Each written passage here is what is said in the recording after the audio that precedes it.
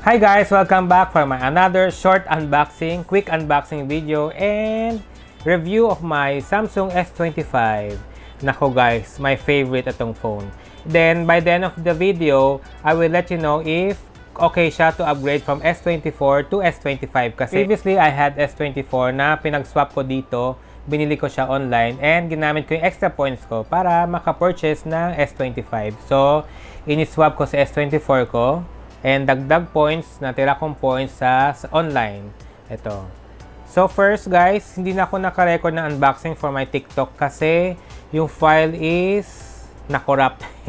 So ito. So ito lang yung box. Ito yung parang silhouette ng phone.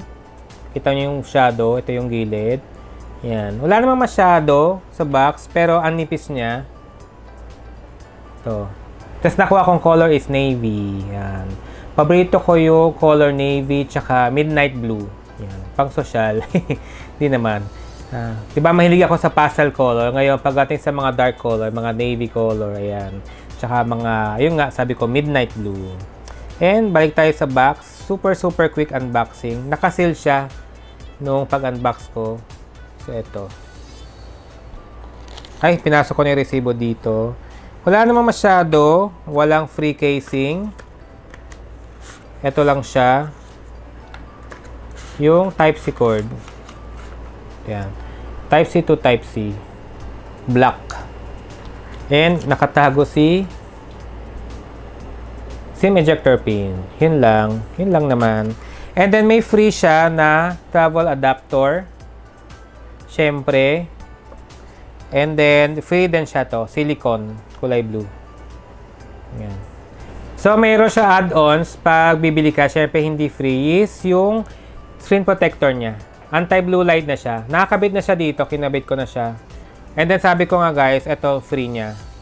Yung silicone na casing. Pero, ayoko siya. Medyo nakakapalan ako. So, bumili ako ng third party na clear na casing. Letter W yung brand nito. Pero tingnan nyo guys, medyo yellowish na siya. Pero matibay naman siya, helpful naman siya. And pag kinover mo siya, ito yung camera niya. Hindi nakalabas ang camera niya.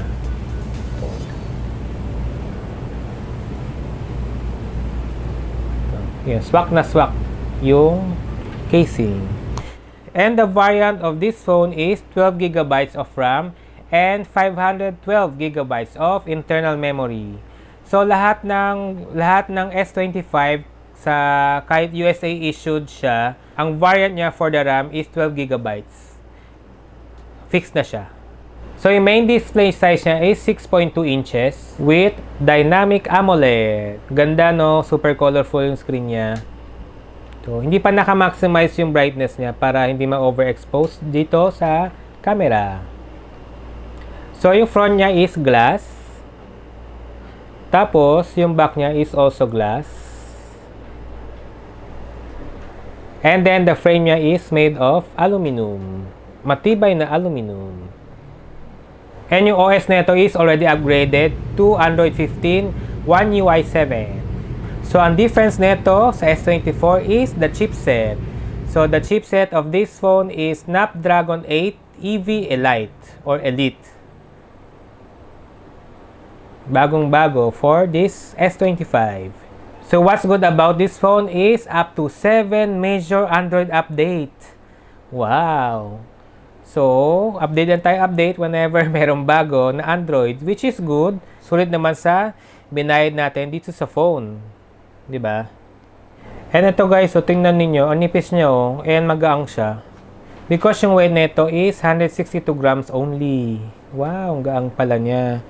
And for the camera guys, exciting part for me, we have triple setup camera, 50 megapixel main camera, 10 megapixel telephoto, and 12 megapixel ultra wide. Tapos yung front camera, itong dot, front camera is 12 megapixel. So yung back camera, pwede siyang 3 times optical zoom, 2 times quality zoom, and 30 times digital zoom for pictures. For videos, up to 12 times zoom siya. Video recording for rear camera is up to 8K 30 FPS. Meron siyang 4K 60 FPS, 4K 30 FPS. Front camera up to 4K 60 FPS. Pwede siya. Sa video. So, okay yung quality niya. So guys, here are the sample photos and videos coming from this phone. Please notice guys yung low light nila and night photos and the food photos. Tingnan nyo guys.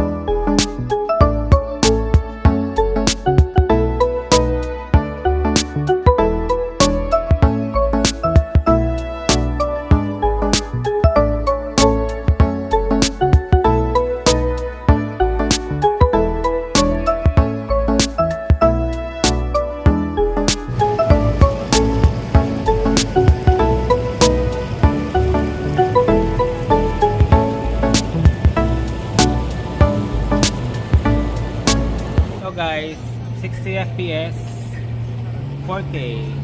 Dito ako sa medyo madilim part ng video. Dito ako sa Mawaskay. Favorite spot ko dito pag magmumuni-muni. Ayun yung light kanina. Just kanina updates na light. So how's the volume guys? Yung boses ko. Tapos papafocus ko sa ilaw. Kung may parang UFO na parang sa iPhone, di ba? Focus.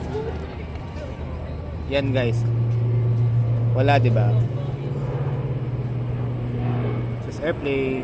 Kita ba yung airplane, guys?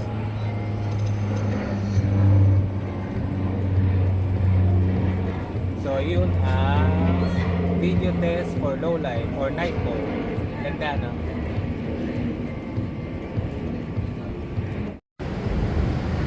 Front camera, 4K 60 FPS.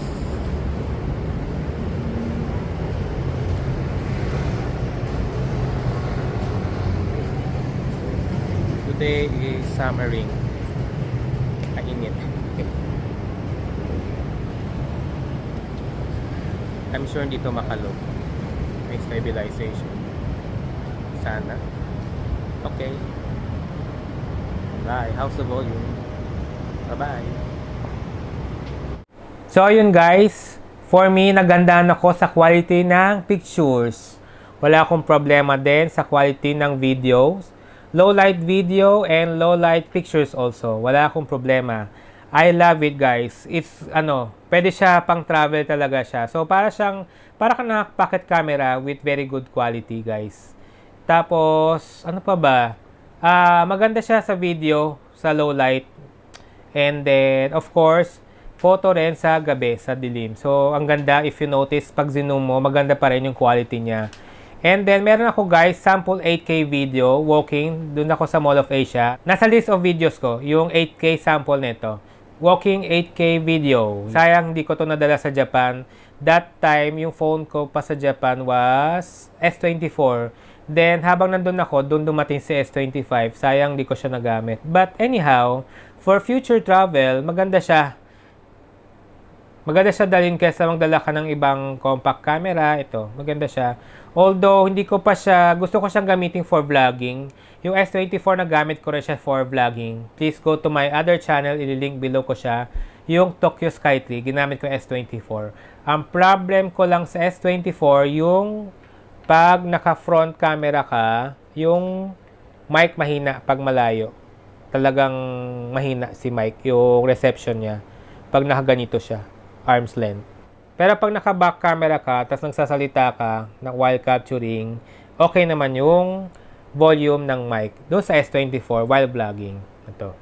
So, going back dito sa S25, I have no problems. Enjoy ako gamitin to for taking pictures and video. So, itong phone na to, S25, ang upgrade nito is more on AI. Puro AI. Walang hardware na binago from S24. Only the chipset. ang napansin ko, chipset and the size of this phone and also the weight. Ayan. So guys, gaming performance, of course, no question, Mobile Legends. I enjoyed using this phone playing Mobile Legends. And of course, syempre, yung pinaka-performance ng phone, wala akong naging problem. Very good. I love this phone because also mainly of the chipset na ginamit dito. What I love about this, guys, is the loudspeaker. Gusto ko siya yung loudspeaker. Ganda, guys. Medyo may pagka-bass siya. Ganda na dito. Sa taas, dual loudspeaker. And then, guys, sorry pala. Ang menu pala dito sa left side is the notification. And then, sa right side is the quick panel. Pwede mo naman i-ano yung quick panel, edit. Pindutin yung pencil. Ayan, tapos panel settings. Babalik siya sa dati. Kung ano yung setup sa dating Android version natin. Kung saan tayo nasanay, doon siya babalik. Ito. Yung battery nito, it is 4,000 mAh, 4,000 mAh. Dahil guys, sa chipset nito, medyo matipid yung battery. Pero guys, malakas siya pag naka-on yung dalawang SIM ninyo. So, meron akong Globe tsaka Smart. Naka-on siya para standby. Malakas sa battery. So, ginagawa ko, napansin ko kasi dati, basta ko, ba't parang medyo mabilis mag-drain? And yung isa sa SIM, naka 5G. So, medyo malakas talaga pag dalawa. So, pinatay ko muna yung isang SIM. Hindi siya naka-dual SIM standby. So, yun. Back to tipid mode sa battery life siya. Pero guys, syempre compared to 5,000 mAh, alam mo talaga, makukompare mo talaga yung difference ng battery life na S25. So, yun yung medyo problem sa akin. Tapos, pwede siyang charging up to 25 watts yung ano ng battery niya. Tapos, wireless, 15 watts. Tapos, pwede siya 4.5 reverse wireless. Para sa ating Samsung Watch. Ito, may Samsung Watch ako. Dito. Yan. Nagamit ko siya. Kaso, syempre, madadrain naman to. So, need extra power bank for dito. Yun. Hoy guys, bawal na pala mag-charge ng power bank sa airplane na. Bawal gamitin. Pwede magdala. May certain limit, pero bawal na gamitin. So guys, ang only difference ng S24 and S25 is the size. Ito, medyo manipis siya, and the weight. And of course, the chipset. So mas maganda yung performance nito. And then, yung picture quality. Dahil sa chipset again, mas gumanda yung quality ng pictures and video of this phone. So pansin ninyo, parang mas clear siya sa gabi. Mas clear siya sa low light. So ayun, if you wish to upgrade for S24 or if you decide to which one to buy, S24 and S25, kung medyo may konting difference nga sa video and photo, etong kunin nyo, si S25. And again, mas manipis siya and mas magaang siya konti. So ayun lang guys, mas bago syempre. Ayun guys. So ang default niya is RAM is 12GB sa lahat na S25 ito. Ayun. So ayun lang guys, ito yung review ko sa S25. Overall, I love using this phone. I love this phone mainly because of its performance and the quality of photo and video. Ayun. Good for travel. Parang travel camera ko na siya. So ayun lang guys, thank you for watching. See you again next time. Bye-bye!